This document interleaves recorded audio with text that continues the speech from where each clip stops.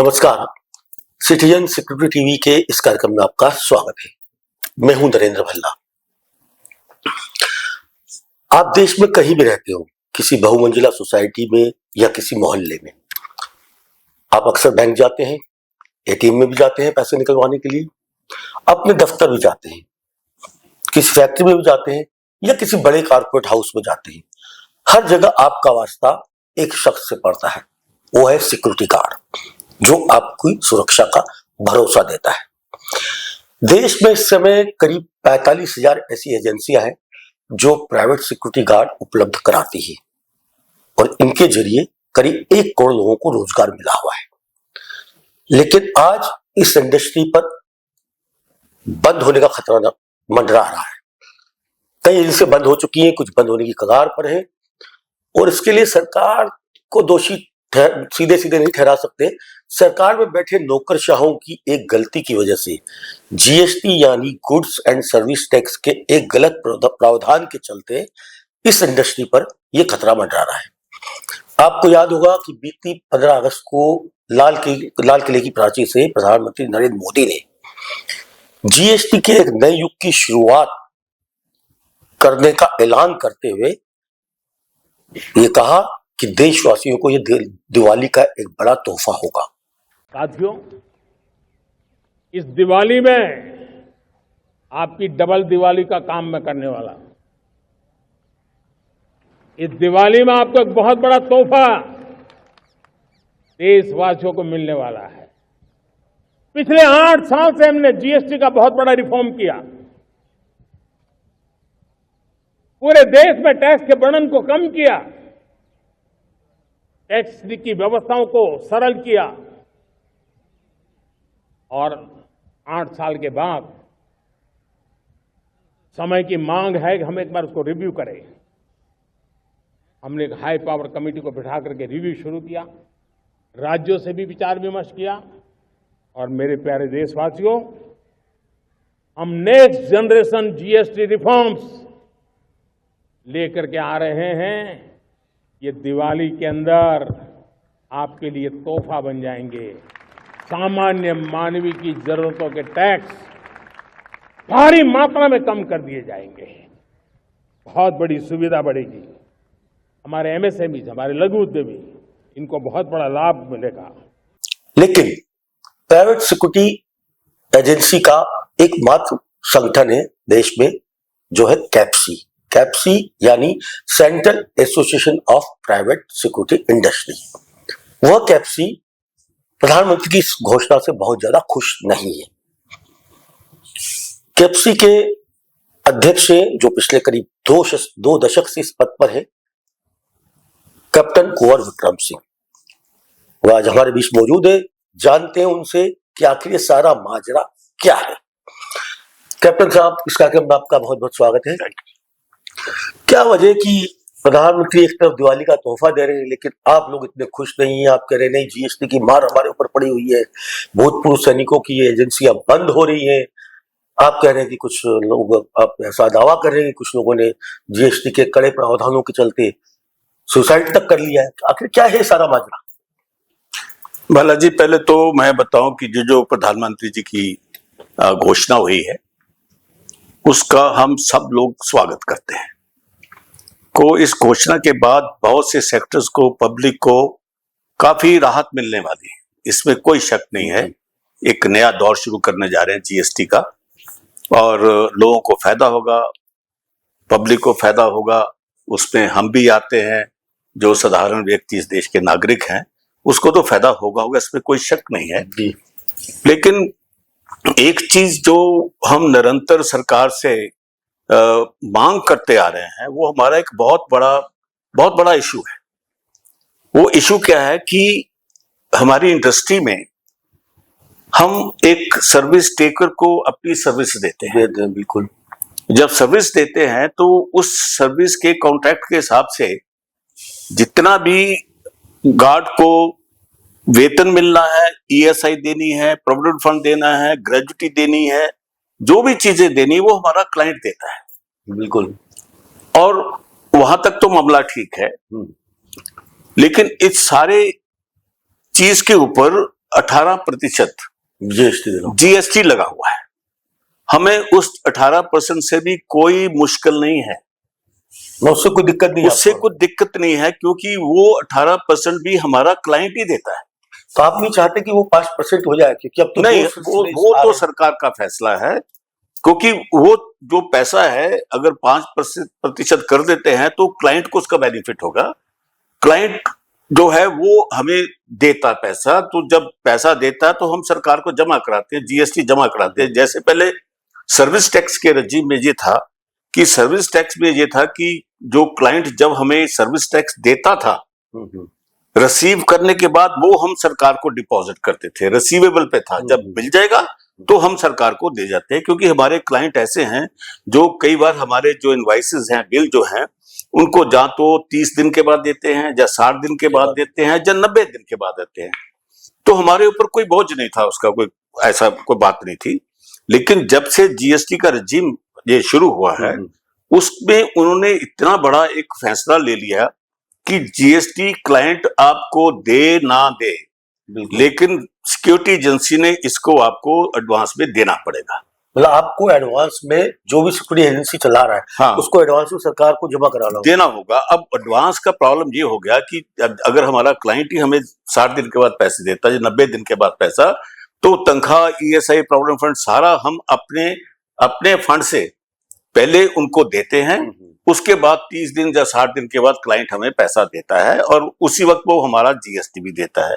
अब तनख्वाह वगैरह तो ये 98% कंपोनेंट जो है वो तो सारा इसमें चला गया। बिल्कुल। अब हम जो सारी सिक्योरिटी एजेंसी जो है ये 3% से लेके 6% तक सर्विस चार्जेस पे काम करती है। मतलब क्लाइंट से आप सर्विस चार्ज लेते हैं? हम सर्विस चार्ज लेते हैं, जो कि 3 से 6%, 7% होता है। हमारा सारा फायदा नुकसान जो भी है एजेंसी को बिजनेस लाने का है, वो इसी सर्विस चार्जेस के ऊपर होता है।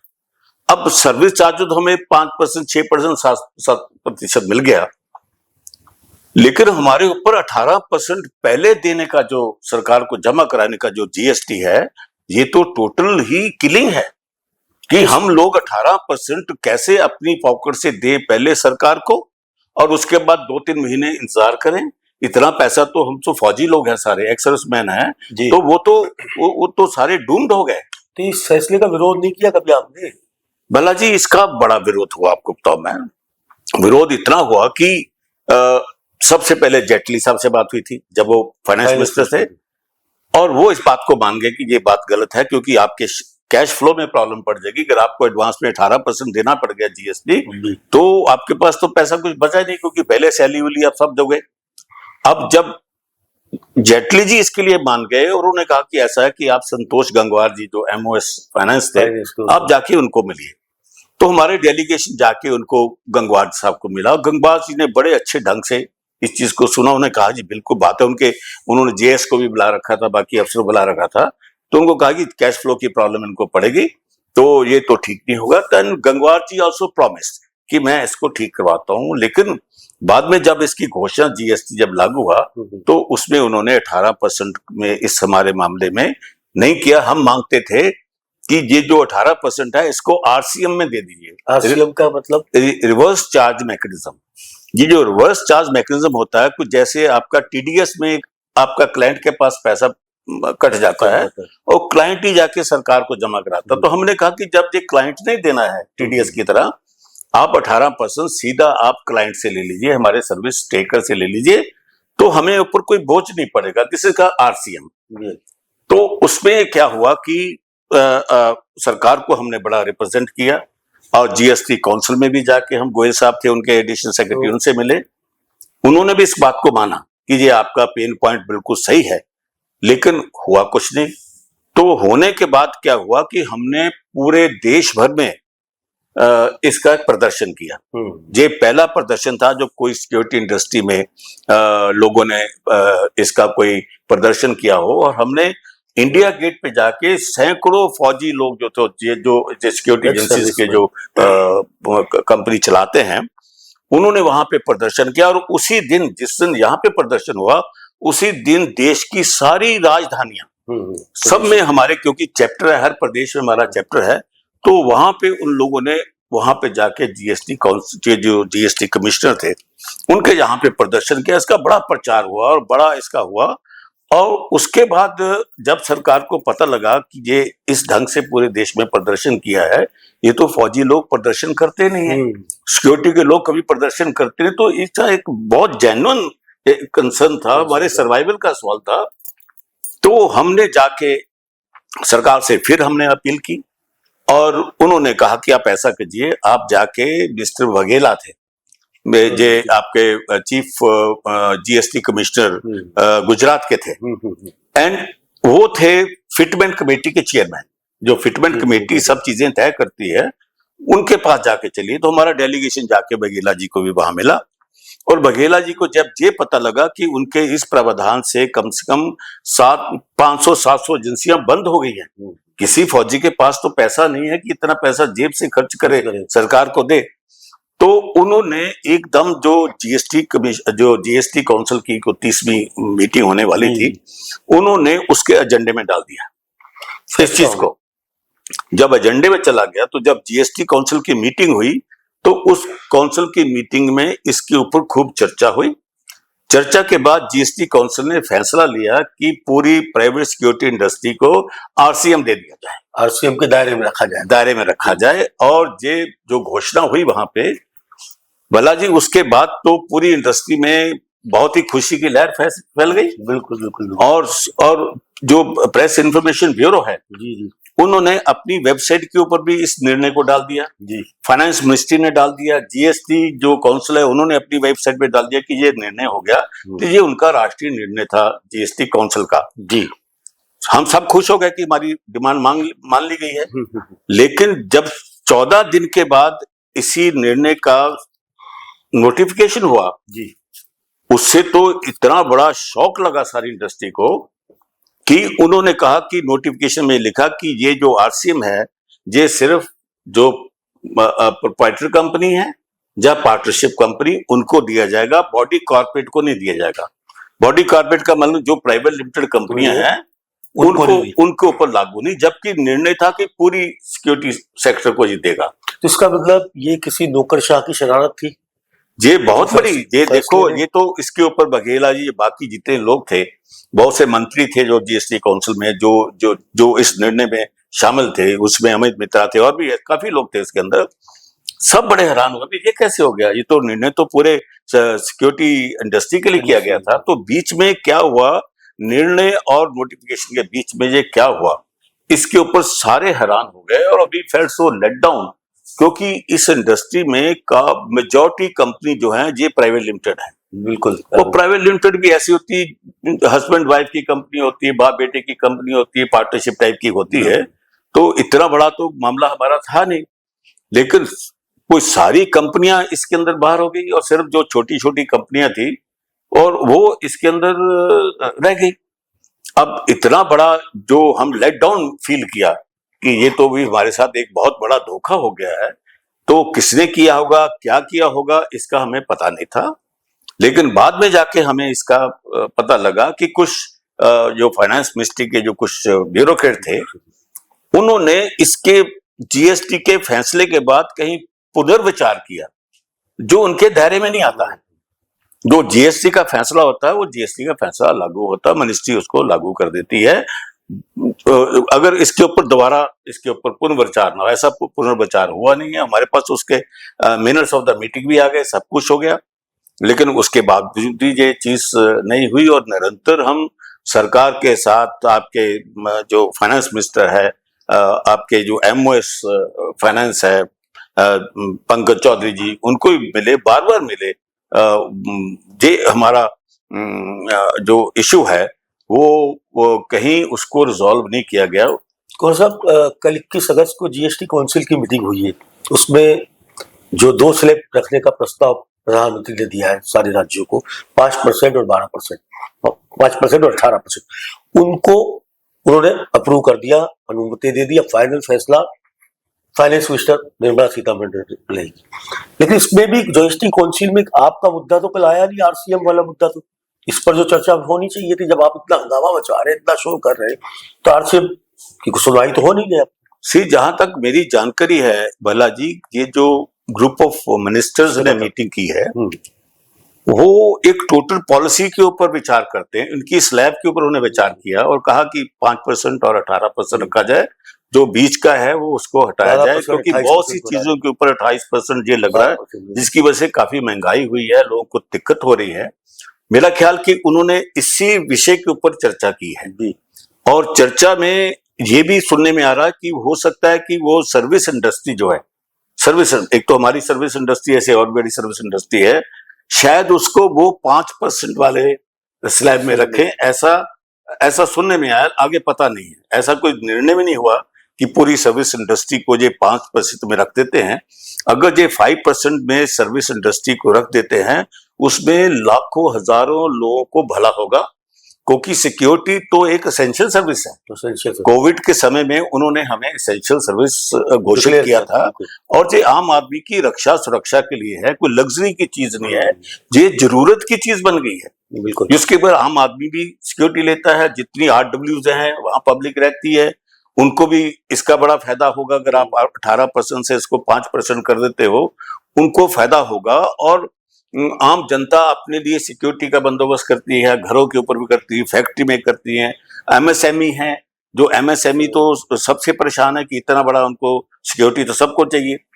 अगर ऐसा सर्विस इंडस्ट्री को अगर ये 5% के इस स्लैब में ले आते हैं तो उससे सबका कल्याण हो जाएगा और फिर किसी क्लाइंट को जो 18% बाद में देता है उसको भी 5% का अगर GST लग गया तो उनको भी कोई परेशानी नहीं होगी।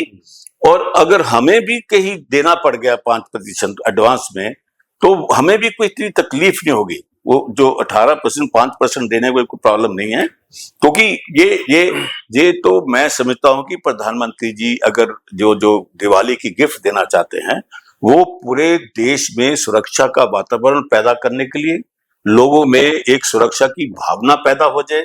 ऑपरेशन सिंदूर के बाद सबको ये सिक्योरिटी बड़ा इश्यू बना पड़ा है, तो ये बहुत अच्छा होगा कि प्रधानमंत्री जी या फाइनेंस मिनिस्टर इस सारे के जो उनका फैसला होगा दिवाली गिफ्ट में, उसमें ये 5% रख देते हैं। आपने डिमांड की है इसी कोई PM से या फाइनेंस मिनिस्टर से कि हमें इस दायरे में लाया जाए 5% के दायरे में? भला जी, मैंने आज से 2 दिन पहले माननीय प्रधानमंत्री जी को एक पत्र लिखा है और उनको सारी स्थिति से अवगत कराया है। उससे पहले भी 5-6 चिट्ठियां मैं लिख चुका हूं उनके बारे में। He is aware of it, finance minister aware of, every bureaucrat जो है वो भी अवेयर है। भी ये जिनके पास हम जाके मिलते हैं कोई भी नहीं कहता कि हमारी मांग कोई अनुचित है, और वो समझते हैं कि हमारे ऊपर एक्स्ट्रा बोझ पड़ रहा है जिसकी वजह से सिक्योरिटी एजेंसी बंद हो गई है। अगर ये ऐसे चलता रहा तो मैं आपको बताना चाहता हूं कि कम से कम 50 to 60% कंपनियां बंद हो जाएंगी, जिससे लाखों लोगों को नुकसान होगा, लोग बेरोजगार हो जाएंगे। एक तरफ तो रोजगार सबसे बड़ा इश्यू बना पड़ा है, सरकार उसके अंदर कंसेशन दे रही है। जैसे प्रधानमंत्री ने कहा कि जिसको नौकरी मिलेगी उसको सरकार 15,000 रुपए देगी। जब एक तरफ तो हम लोगों को जॉब देना चाहते हैं और दूसरी तरफ अगर ऐसी कोई गलत पॉलिसी इन्होंने कर दी, उसे तो लाखों लोग बेरोजगार सोचेंगे और देश में एक असुरक्षा की भावना इतनी तेजी से फैलेगी। कोई लाखों लोग हमारे गार्ड रेजिडेंट वेलफेयर एसोसिएशन में लगे हुए हैं, बिल्कुल बाजारों में लगे हैं, मार्केट में लगे हैं, मॉल्स में लगे हुए हैं। तो मैंने उनको निवेदन किया है, भी देखिए आप इसको, अभी समय है, आपका मूड ठीक है, आपने निर्णय लिया कि दिवाली का गिफ्ट देंगे, तो दिवाली तो भाई सबके लिए मनाने का समय है। अगर उन्होंने प्राइवेट सिक्योरिटी इंडस्ट्री को बीच में रख लिया तो हमारे लिए एक बहुत बड़ा तोहफा हो जाएगा। अगर उन्होंने ना रखा, ये भी मैंने उनको बोला हुआ कि अगर आप इसको नहीं रखोगे, कहीं नजरअंदाज कर दोगे, तो जिस ढंग से हमने पहले प्रदर्शन किए थे उसी ढंग से पूरे देश में फिर प्रदर्शन हो गए, जो देश के लिए अच्छा नहीं होगा। मतलब आपका विरोध सड़कों पर उतर आएगा? सड़कों पे आप मर जाओ, अपना रोजगार बंद कर दो। एक तरफ तो सरकार फौजियों के रीसेटलमेंट की बात करती है, भी रीसेटलमेंट होना चाहिए। अगर हमारे पास पैसे नहीं होंगे, अगर तनख्वाह देने के लिए, GST देने के लिए हमें बैंकों से लोन लेना पड़ता है भला जी। You know what percentage bank people charge? और उतना लोन लेके हम लोग को तनख्वाह भी देंगे और सरकार को टैक्स भी देंगे। हम तो एक कलेक्शन एजेंसी बन गए हैं ना, हमें जीएसटी से कोई कट नहीं मिलता है। जितना पैसा जीएसटी का आता है उतना सरकार के पास चले, हम तो एक कलेक्शन एजेंसी हैं।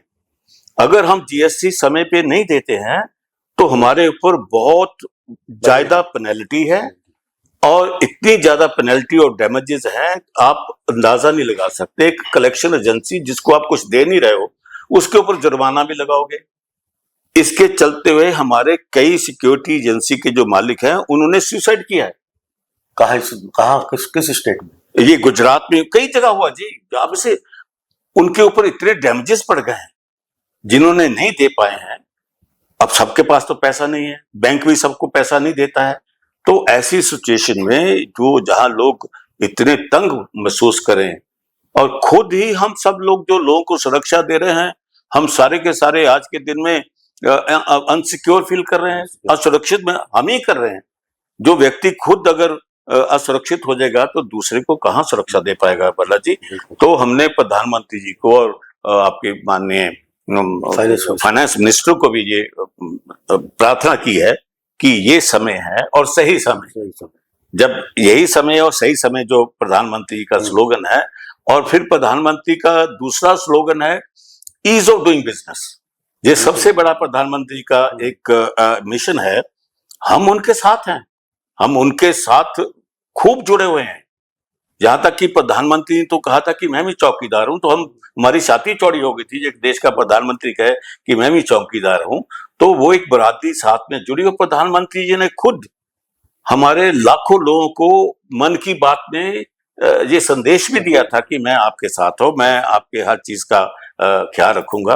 तो इसी संदर्भ में मैंने प्रधानमंत्री जी को जो लेटर भी लिखा है कि ये जो जब आप इसके बारे में निर्णय लें तो इस पे निर्णय में या तो 5% कर दीजिए, नहीं तो आप हमारा अगर 18 रखना चाहते हो तो उसको रिवर्स चार्ज मैकेनिज्म में कर दिए कि हमारे ऊपर बोझ ना आ पाए, हम देश की अच्छे ढंग से हम सेवा कर पाए। बहुत बहुत धन्यवाद कुंवर साहब आपका इस कार्यक्रम में आने के लिए। तो ये थे कुंवर विक्रम सिंह, जो बताया कि प्राइवेट सेक्रेटरी एजेंसियां की जो पूरी इंडस्ट्री है वो किस तरह के खतरे से जूझ रही है।